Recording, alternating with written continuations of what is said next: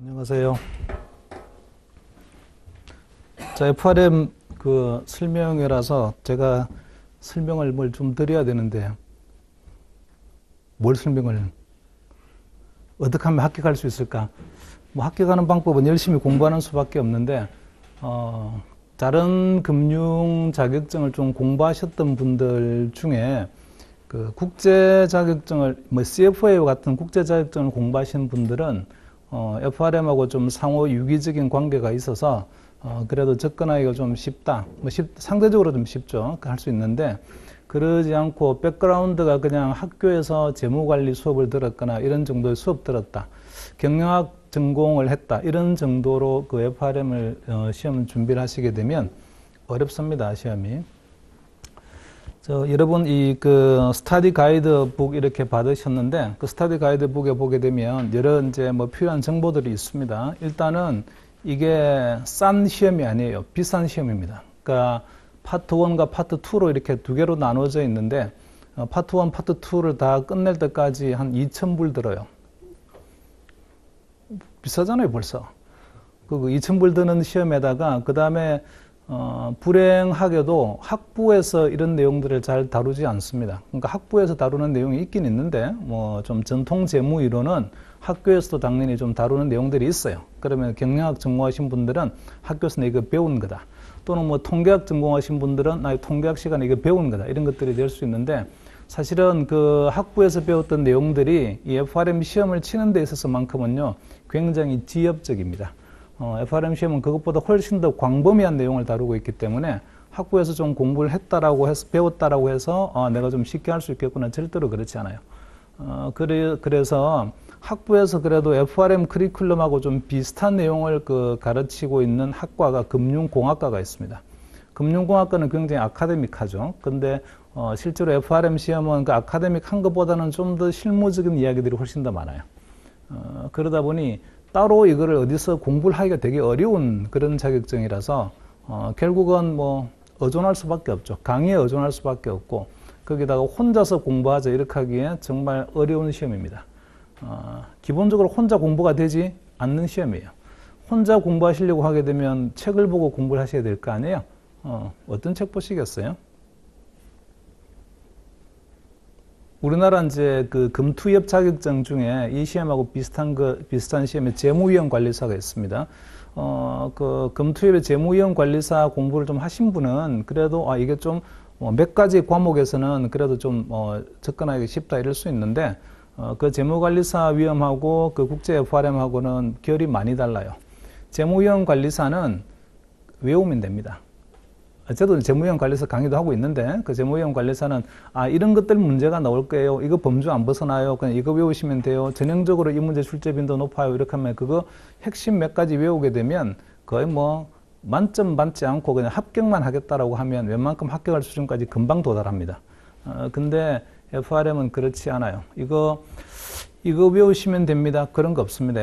이 FRM은 굉장히 좀 이론적으로도 그렇고, 그리고 실무적으로 그렇고, 뭔가 지식의 네트워킹이 많이 잘 되어야 시험을 칠 수 있고 문제를 풀 수 있으니까, 그런 식의 연습을 할 수 있는 일단은 교재가 없고요. 그 다음에 그런 식으로 또 강의를 대학 학부에서 우리가 배운다 그럴 수도 없어요.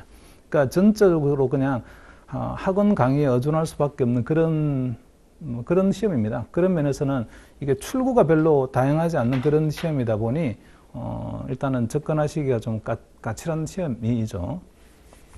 자, 그리고 혹시나 전공을 나는 이쪽 분야가 전혀 전공하지 않았다.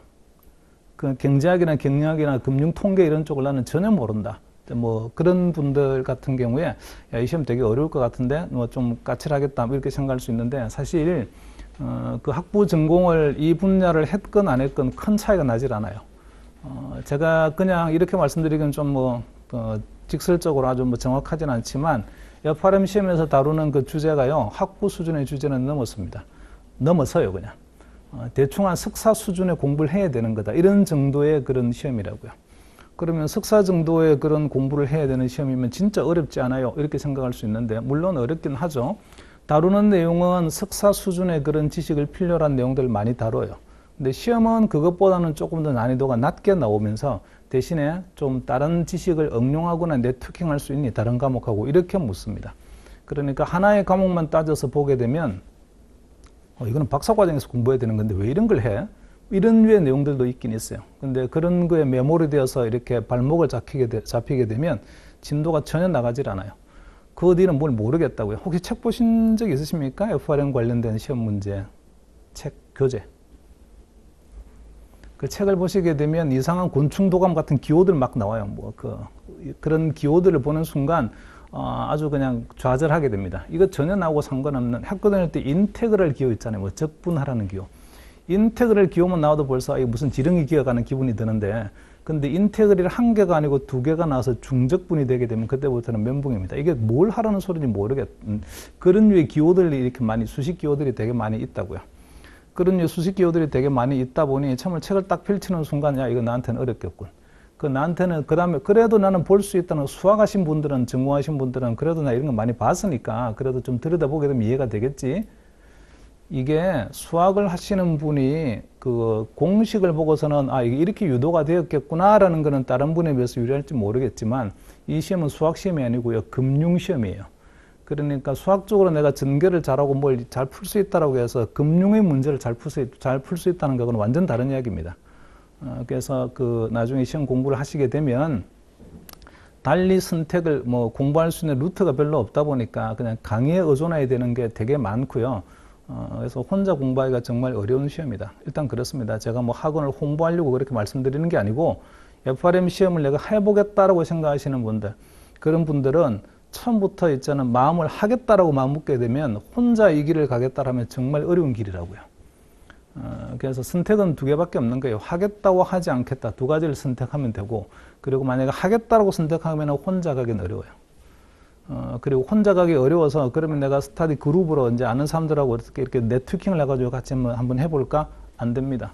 그 중에서 어떤 부분은 좀 리딩을 해 나갈 수 있는, 이 과목만큼은 이 사람이 전문가고 리딩할 수 있다. 그렇게 돼야 되는데 그렇게 리딩할 수 있는 사람이 주위에 얼마나 있겠어요? 과목별 전문가가 얼마나 있겠냐고요?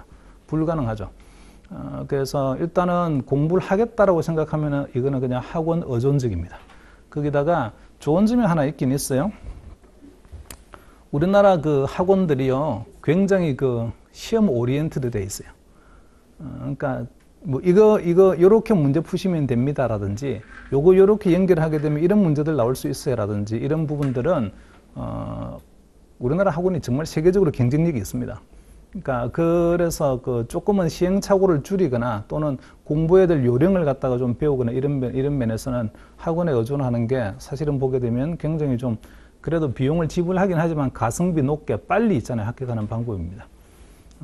자, 이거는 오늘 설명회를 들으시고 일단은요, 이 길이 내 길이 아닌갑다 이렇게 생각하시는 분들 그냥 안 하시면 돼요. 안 하셔야 돼요. 그리고 근데 이거를 내가 한번 해보겠다라고 생각하게 되면 길이 없다고요. 다른 길이 그냥 수업을 들어야 되는 거예요. 꾸준히 들어야 되는 거예요. 그래서 FRM을 공부하시다 보게 되면 한 번 들어서 이해했다. 천재입니다. 그 사람. 완전 천재예요. 한 번 들어서 이해 잘 안 돼요. 그럼에도 불구하고 진도는 계속 나가야 됩니다. 이렇게 하시는 분들 실패해요. 여러분 시험 하시고 합격하시고 싶죠? 무슨 시험인데 시험 합격하고 싶잖아요. 근데 시험을 합격하려고 하게 되면 예를 들어서요. 고등어를 잡으면 되는 시험이에요. 고등어를 잡으려면 고등어를 잡을 수 있는 그물이 있어야 될 거 아니에요. 그 고등어를 잡을 수 있는 정도의 그물만 제가 지식 네트워킹을 하면 돼요. 그런데 고등어를 잡을 시험인데도 불구하고 제가 마치 멸치까지도 잡을 수 있는 아주 꼼꼼하게 뭔가 그물을 만들어 보겠다 그러면 주어지는 시간 내에, 공부해야 될 시간 내에 손바닥만한 이런 손수건만한 그물 하나 만들고 그걸로 끝입니다. 그것까지 어떻게 시험 치겠어요? 우리는 고등어 잡을 수 있는 그물이 필요한데, 그래서 너무 이렇게 이제 승기게 너무 그냥 이 크게 이렇게 그물을 그려버리게 되면 고래도 못 잡을 거예요. 그러면 당연히 시험 떨어지죠.